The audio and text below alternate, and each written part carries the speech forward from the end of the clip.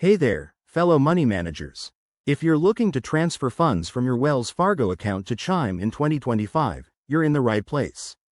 This process has gotten even smoother with the latest banking updates, and I'll walk you through it step by step.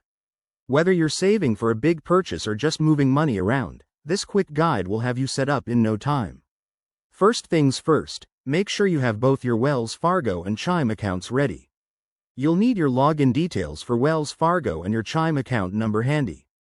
Let's dive in. Step 1. Open the Wells Fargo app on your phone or log into the website on your computer.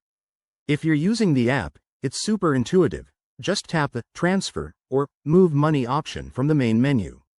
This is where the magic begins. Step 2. Once you're in the Transfer section, look for an option to add a new recipient or external account. Since Chime is another bank, you'll need to add it as an external account. Enter your Chime account details carefully. Double-check the routing and account numbers to avoid any delays or errors. Pro tip: if you're unsure about these numbers, hop over to your Chime app and find them in the settings. Step 3. After adding Chime as a recipient, select the amount you want to transfer. Wells Fargo might ask for verification, like a security code sent to your phone. To keep things secure, it's all about protecting your hard-earned cash. Step 4. Review everything on the confirmation screen. Make sure the amount, recipient, and details are spot on before hitting that Confirm button.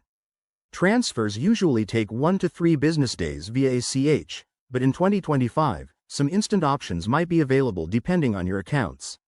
If you run into any hiccups, like a declined transfer, check for sufficient funds or contact Wells Fargo support. They're pretty helpful.